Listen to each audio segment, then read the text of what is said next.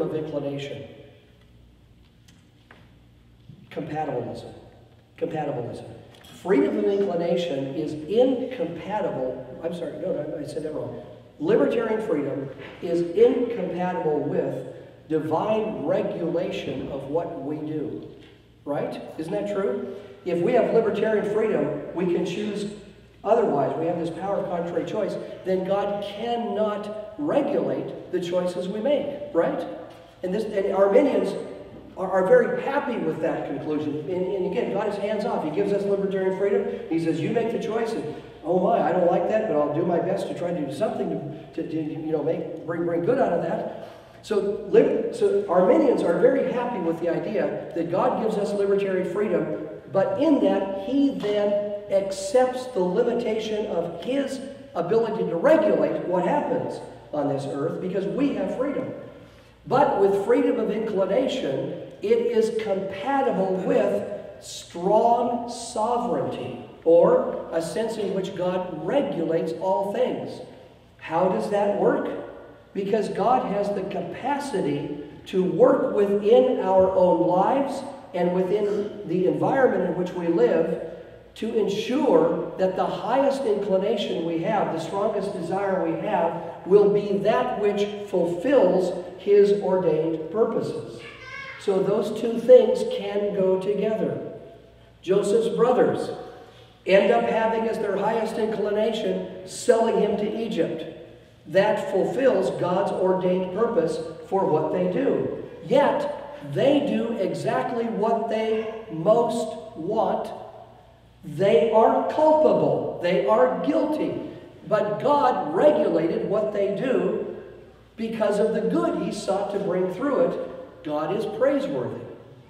So, for those reasons, Reformed people then commend this idea of freedom of inclination.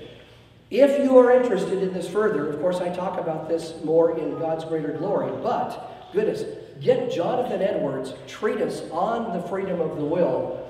If you are ambitious and you want a challenging read, get a hold of Edwards' treatise on the freedom of the will. There are some modern translations of it, or, he wrote in English, but, updated English versions of it that make it easier to read. Excuse me, and you'll find it very helpful. Okay, providence now in relation to good and evil. How do Reformed people deal with the problem of evil? Do you remember how Arminians did? They have two steps, right? The free will argument and, already forgotten, haven't you? The greater good. Free will argument and the greater good argument. Okay, now, Reformed people have three steps, really, in their approach to the problem of evil. Stage one is similar to the free will argument, but it's an argument from compatibilist freedom. And a simple statement of it is what I have there. While God has complete control over the circumstances in which we make our choices, when we choose, we always do what we most want, freedom of inclination, and hence, while God controls the outcome, we bear full responsibility for the choices we make. I mean, isn't that true in the Joseph story? Don't the brothers bear responsibility for what they did, even though it was not you who sent me here, but God? Right? So they can't hold up that verse on the day of judgment. The brothers of Joseph cannot hold up Genesis 45:8. It was not you who sent me here, but God. Hold that up on the day of judgment and say, hey, we're off the hook. We are not guilty. Or the people who put Christ on the cross, delivered up by the predetermined plan and foreknowledge of God, hey, we're off the hook. Because this was predetermined by God to take place. They're not off the hook. Why not? Because they did exactly what they most wanted to do. And hence they are culpable for it. Okay, so the first step in this argument is to realize divine sovereign control, divine regulation of our actions does not eliminate or preclude our moral responsibility in the actions we perform. We are accountable before God for the things that we do. Stage number 2, greater good defense. And it goes like this. God has wise and perfect purposes for the whole of the universe that he has made, and relating to the magnification of his own glory, such that God, in his infinite wisdom, goodness, and righteousness, decided that a universe with evil as well as good was necessary for these purposes to be accomplished. Now, this is a tough one for many people to come to terms with.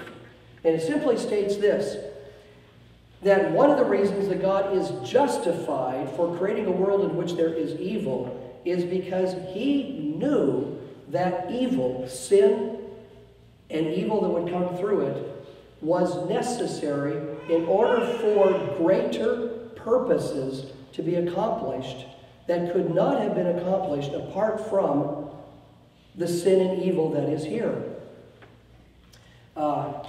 Now that doesn't mean, boy, people hear that and say, well, this sounds like the ends justify the means then. So God can do evil and be justified in it because it brings about good in the end. That's not what I'm saying. I am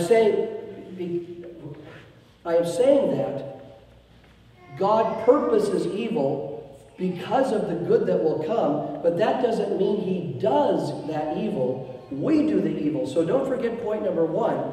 We are the free agents who do the evil. We do what we most want. We are culpable, even though God has ordained those things we do. So we bear culpability for the evil we do. But isn't it glorious to realize, as with the Joseph account, even though the brothers are guilty for the evil that they do, God was working behind the scenes to ensure that what they did would bring about good purposes.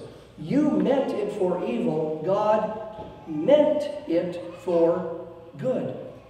So the greater good then is accomplished by God, but a greater good that could not be accomplished without there being evil. I mean, think of it for a moment. For God to magnify the fullness of his mercy and grace, to show off, as it were, the greatness of his compassion, forgiveness, mercy. What does all of that require that happen? There has to be then sin that is forgiven. Powers of darkness that are overcome. In other words, there has to be, for the magnification of the greatness of who God is, there has to be the sinful environment that God overcomes in order to magnify his greatness. So, the greater good defense then is different than in the Arminian view. In the Arminian view, the greater good is, do you remember from what we talked about? What is the content of the greater good for Arminians?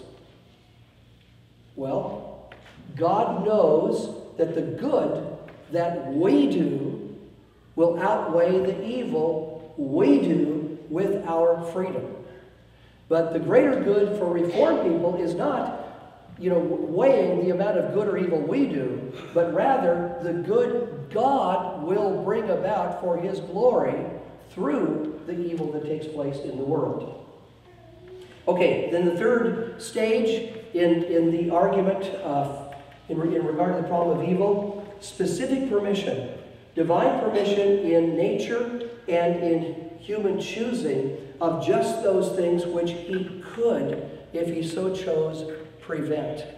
That God uses two kinds of divine agency as he works in the world. And again, I talk about this in God's greater glory, so you can look at that and read about this there in a fuller way that I can cover with you here.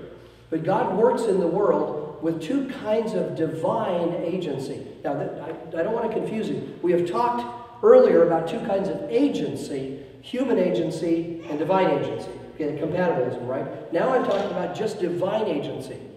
In some cases, God simply causes things to happen.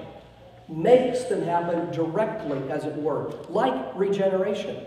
We have nothing to do with it. God just works within us to give us new hearts, to cause us to be born again. This is a direct, causative divine agency. And many things in the world happen as God simply brings them about. But notice, in all of those things, whenever God directly brings something about, it will be good. Because it extends from God, who is good. Right? So God cannot bring about in the world evil in a direct, causative way. God forbid. Why? Because no evil can come from God. If it comes from God, it will be good. And when God causes something directly to happen out of His own being, it will be good. Like regeneration, like giving us faith, like sanctifying us, like making us like Christ. That's God's work within us. Not I, but the grace of God with me. Okay, so direct causative divine agency, God uses that in many, many cases to bring about the good things that He intends in us and through us. But how does God work in relation to evil? It cannot be direct causative divine agency, because evil cannot come from God. So it is rather God using a permissive, indirect permissive divine agency. He permits exactly those things that He could otherwise prevent. We know that He has control over them because He could prevent them to happen, but He intentionally permits them. So this notion of specific permission, intentional permission, of a permission that is every bit as much regulative as His direct causative divine agency, this notion of intentional permission that is a very important notion in thinking how God works in the world. If all that you have in mind is God just brings it to pass, period, and He does it in a direct way, wow, you mean good and evil are brought about the same way? I mean, that's a horrible thought, because that would indicate out of God comes both good and evil. But like the Westminster Confession, He's not the author or the approver of evil.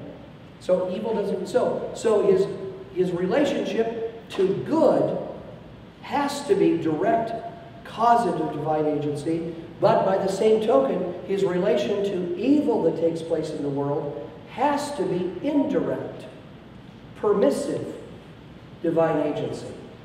But that permission is every bit as much regulative as His direct causative divine agency. So God uses that then in His dealings with evil that takes place in the world, so that He is not culpable, we are, and yet He controls everything that comes to pass. Okay, moving ahead. Providence in relation to salvation.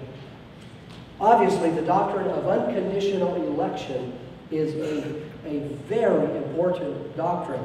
I have written a chapter on this that, I'll send to Gary or Nam, and you can print off the PDF of it. It's in a book of five different views on election. But rather than buying the book, you can read just this one chapter.